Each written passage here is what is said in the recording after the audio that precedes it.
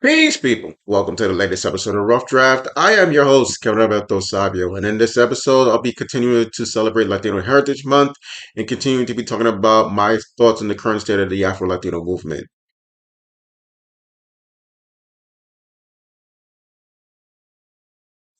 Thank you for tuning in to this latest episode of Rough Draft. We are still in the month of September. And so in the month of September for housekeeping, um, on September 25th through 27th in Newark, New Jersey, you have ChemFest. It is a Black Comic Con. It is hosted by my brother Nasir Gifted. So if you definitely are in the New Jersey area during that time, please come out and check it out because it's actually, from what I hear, I have not yet been able to go and attend ChemFest, but I hear it's the September 20th in Detroit, Michigan. You have the Motor City Black Age Comic and Manga Convention. So that's founded and hosted by my brother Andre Batts. So if you're in the Detroit area, you say please go out and check out Motor City Black Age. It's part of the Black Age on movement. September 22nd, you have the autumnal equinox. So the first day of fall will be on September 22nd. Alrighty, so for those of you who missed episode 86, which was the last episode, not only was I celebrating Latino Heritage Month, but I was giving you my thoughts on the current state of the Afro Latino movement.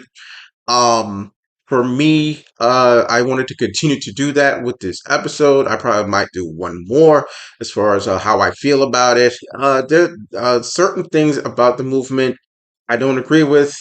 I don't like, and as a lifelong activist and somebody who's been involved in this movement, especially before I had a fucking name, there are just certain things that have bothered me about it, specifically within the last 10 years. So basically, I've had my issues with it.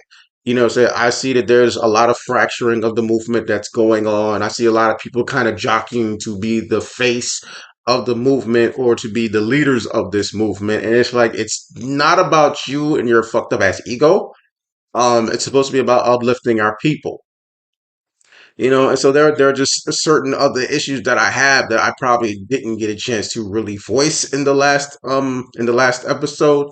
So one of the things for me that I feel specifically with this current crop of so-called leaders or wannabe leaders of this movement is I see a sense of situational blackness. So it's only like you kind of want to pick and choose when you want to be black. You don't see yourself truly as a black person. And blackness is not simply being African American. I mean, blackness is blackness. You know what I'm saying? Like, you don't have, you say, a black nationalist, Afrocentric thought. You're not Pan Africanist. You're not Pan Africanist in your thinking. You're not even Pan Africanist or Afrocentric in your fucking actions. Like a lot of the shit that y'all people do, it's bullshit. You know what I'm saying? And then you kind of want to pick and choose when you actually want to be consider yourself black and deal with certain black issues, but you seem more interested in trying to gain some sort of recognition from mainstream Latino society. Like fuck that. Like don't claim to be about fighting for us as Afro Latinos, as black people, and then you're kind of like being wishy washy with some of the shit that you do. Like fuck that. That's bullshit. You know what I'm saying? And then it's just kind of like also kind of I feel a little unsettled by some of these Afro Latino festivals that are popping up because it seems like it's nothing more than just one big party. It's entertainment, and y'all are not really showing the actual deep cultural part of it. You feel me? And it's just like, okay, yeah, the music is nice. You get to go there, shake your butt a little bit, you say dance a little salsa or something. But okay, where's the presentation of our actual African culture as Afro Latinos? You know what I'm saying? Like specifically for me as an activist and someone who's actually done research, okay, what about like not just the dances and the music, but what about different like fighting forms? You feel me? Because yeah, Juego de Mani, which is Cuban and Puerto Rican. Uh Coco Ballet, which is stick fighting, sword fighting, which is from Puerto Rico. You say Escrima con Machete, that's Colombian. Juego del Garrote, which is Venezuelan. Um, there are certain other things. You say certain other cultural practices that you could have. You say candombe, which I believe is Afro-Ecuadorian. You're saying obviously the spiritual systems. Your Santeria, uh, Lucumi, Candomblé from Brazil, which is basically their Ifa. You see the spiritual belief of the Yoruba people obviously were transported here during the enslavement during the Maafa. But y'all kind of don't really, you say, explore that when you have your little Afro Latino festivals and shit. It's just you saying salsa, reggaeton, and other bullshit. You're saying you're bringing in artists and they're not even Afro Latino artists. What are y'all fucking doing? You know what I'm saying? So I mean, like I said, as an activist, this is something that I find very disappointing, and I don't like what I see, and that's what's being presented as part of Afro Latino culture. It's like, come on, man. You know what I'm saying? Like, if you're gonna be the face of the movement, come correct. Like, do your fucking homework. You say do the shit the proper way. You know, and it's like I said because in 2014, I published my third book. I didn't. Um, the third book that I published wasn't the one that I originally wanted to intend to publish. I wanted to write a book three to my Razor Brown Black Fist book series. Excuse me. And in that, what I wanted to do was talk about forming an actual organization called the Consortium of Afro Latino Communities. And so that's actually based off of something that I was actually doing in the real world. It was a program that I instituted when I was living in Baltimore at the time. So it basically ran from about 2011, 2012 to about when I moved to New York, a little after into 2015. So that was an independent grassroots event, biannual event, actually aimed at highlighting and promoting the African roots and heritage of Afro Latino people through readings, panel discussion, film screenings, panel discussions, um, readings and book signings by Afro Latino authors, and certain other things. And I held it at least twice a year, once in the winter during Black History Month, and then again in the fall during Latino Heritage Month. So that was part of my contribution. You were saying, other than trying to work with, you say, other like um, Pan African organizations and other Black nationalist organizations, as well as like Latino organizations. So the consortium was more of a way to kind of build a bridge and give us, you say, to be able to actually do outreach to to other African centered organizations and whatnot, basically to educate as well, because there are a lot of ignorant people on both sides. You know, saying both the Black and Latino community that about our existence and our culture and what we go through and what we deal with, and so that was pretty much my contribution to that, other than what I was doing outside. Because at that time I was an active member of the Universal Negro Crewmen Association, or the UNIA. So through them is how I was able to do the consortium of Afro Latino communities. Book three was kind of taking it to a next step as far as taking it from being like a program to actually a living, breathing organization and institution. The reason I feel it kind of fell apart was it was supposed to be also a consolidation of all of our resources with all of us different individual Afro Latino activists who are doing what we're doing. Maybe if we pulled our resources, we could actually have more of an impact on our community. But hey, it fell apart. Not much that I could do about it. And a lot of that kind of caused me to withdraw from the movement around 2015. So, like, yeah, pretty much the last 10 years, I haven't really been very active in this movement. But also with the consortium as a program, it was also able, in my opinion, for what I wanted to do to give a voice to other activists who would I would consider my peers, maybe a little bit younger, and give them a platform to have their voices heard as far as like their activism and involvement in the movement. You feel me? And so it's like I'm not totally bashing the movement or against it, but I'm like I support the real ones who I know are actually doing the fucking job. You say you got a lot of people out here who are fake as fuck, and they're bullshit about what they're doing in this movement, and I don't respect that, nor do I accept it. You know what I'm saying? And they're trying to silence other people's voices as far as like who's actually doing what, who should get credit, or who should be seen as the face of this movement. Like, fuck out of here, man. But you know what? Massive shout outs to certain people who I know who are doing their thing, who are holding it down. Like, I know I said this in the last episode, but Caribbean Cultural Center and African Diaspora Institute, what they're doing, they're based in New York City, back home.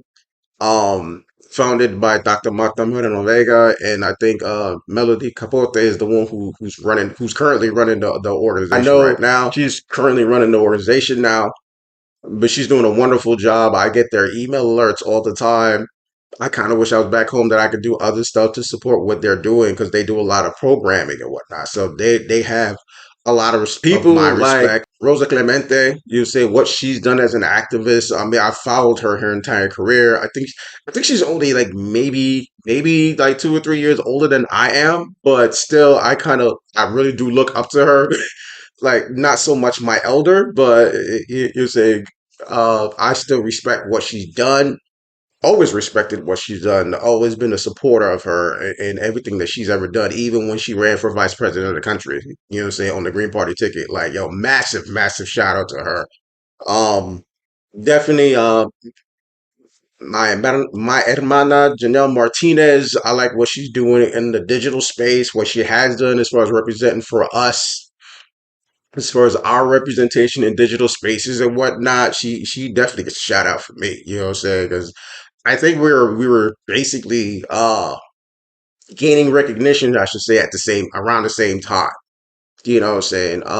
With her thing with Ain't I Latina, and she's also done like a lot of journalism and whatnot. And so definitely she gets a shout out for me because to me she's very true to the spirit of what the this movement is that I know. Her name is Sonia Pessoas. I believe she's based in Washington D.C. She is the founder of Festival Afro Bahia.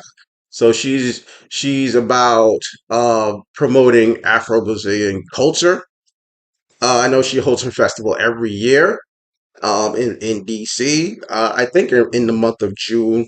Um, I unfortunately was not able to attend it when I was living in the DMV, but I've always been in constant contact with her, and I always love and support what she's done, especially by promoting her Afro Brazilian culture. People like Sofia Quintero, she's an author.